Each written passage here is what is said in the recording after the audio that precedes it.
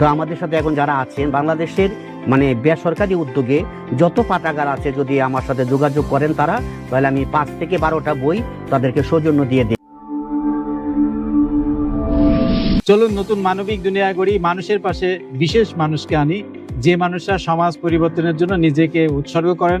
এমনই একজন রাষ্ট্রচিন্তক, একজন ব্যবসায়ী, তিনি সৃজনশীল লেখা লিখে সমাজকে পরিবর্তন করবার জন্য গীতিকার হয়েছেন, সাহিত্যের নানা শাখা বিস্তৃত করে চলেছেন। অথৈ নুরুল আমিন, আপনাকে স্বাগত আমাদের চ্যানেলে। আপনার সঙ্গে আমরা বসেছি আমি এবং আমার সঙ্গে আছেন প্রফেসর লুৎফর রহমান জয়। আপনাদের সবাইকে স্বাগত জানাচ্ছি। আজ যারা দর্শক যুক্ত হয়েছেন, আমরা অথৈ নুরুল আমিনের কাছে সরাসরি চলে যাচ্ছি। দুটো বই নিয়ে আমরা বসেছি, আমার যুদ্ধ কলমে এবং অগ্নি চিঠি। এই দুটি বই নিয়ে আমরা বসলাম।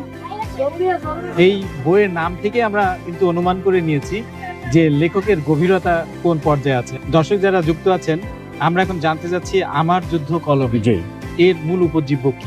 আমার যুদ্ধ কলমে এই যে বর্তমান আমাদের যে বিশেষ করে সরকার এবং রাজনীতি, আমাদের এই বইটার মধ্যে লেখা আছে যে 53 বছর ধরে আমাদের এই জাতি স্বাধীনতার পরে কি চেয়েছিল। আচ্ছা, আসলে তারা পায়নি, মানে 60% বেশি লোক পায়নি। কি চেয়েছিল সেই বিষয়গুলো আমি আমার যুদ্ধ কলমে এই বই আমি লিখেছি, লেখার চেষ্টা করেছি যে কি তাদের দাবি ছিল মূলত সরকারের কাছে, রাষ্ট্রের কাছে, শিক্ষা, স্বাস্থ্য সেবা কিভাবে তারা চেয়েছিল, সেটা আসলে হয়ে ওঠেনি। যুদ্ধটা কিন্তু কলমে চলমান। চমৎকার, এই যুদ্ধটা কলমে চলছে, কারণ যা আমরা চেয়েছি তা যেন হয় সেজন্য।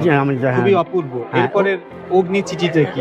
অগ্নি চিঠির মধ্যেও আমার একই কথা, মানে একই কথা, তবে একটু ভিন্ন আঙ্গিকে আছে যে আমাদের দেশে যে আসলে হঠাৎ করে আমরা এমন একটা ছন্ন ছাড়া যে আজকে যদি 100 টাকা কেজি থাকে একটা তেলের দাম, কালকে হয়ে যায় 150 টাকা। মানে এটার প্রতিবাদী বা এটা যে রাষ্ট্র যে নিয়ন্ত্রণ করবে আর এই যে সিন্ডিকেট যে রাষ্ট্র কেন নিয়ন্ত্রণ করতে পারছে না, সেই বিষয়গুলো নিয়ে আমার লেখা।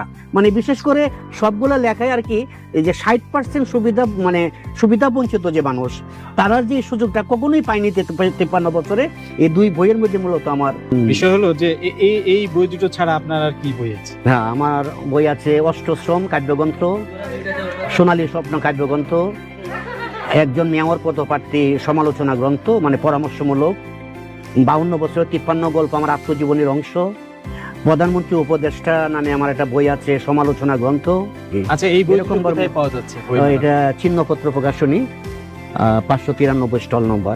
দর্শক যারা আমাদের সঙ্গে যুক্ত আছেন, আপনারা জানেন এই বইয়ের লেখকের বই আমাদের পুরো মেলা জুড়ে সময়ে আমাদের স্টুডিও চ্যানেলে থাকবে এবং লেখকের নাম্বারটি স্ক্রলিং হচ্ছে, সেখান থেকে সরাসরি লেখকের কাছ থেকেও আপনারা বইটা নিতে পারবেন। আরেকটি কথা বলতে চাই, 1 মিনিট। আমি কিন্তু 200 পাঠাগারে বই দিয়েছি, আমি সৌজন্য মানে উপহার দিয়েছি। তো আমাদের সাথে এখন যারা আছেন বাংলাদেশের মানে বেসরকারি উদ্যোগে যত পাঠাগার আছে যদি আমার সাথে যোগাযোগ করেন তারা, তাহলে আমি 5 থেকে 12টা বই তাদেরকে সৌজন্য দিয়ে দিই। এমনকি আমি এই যে কুরিয়ার সার্ভিস চার্জটা আমি দিয়ে দিই। দর্শক যারা আমাদের সঙ্গে যুক্ত আছেন, যারা লাইব্রেরি নিয়ে কাজ করছেন, পাঠাগার আছে, বা আহ্বান থাকলো এরকম লেখককে আমরা শ্রদ্ধা জানাচ্ছি এখনই, এবং তিনি একজন গীতিকারও বটে। আমরা এখন আমাদের সঙ্গে আবৃত্তি শিল্পী লেখক পলি আক্তার আছেন, যিনি ব্যাংক বীমা কর্মকর্তা এবং নারী উদ্যোক্তা, আবৃত্তি শিল্পী। তার কবিতা আমরা শুনতে চাই।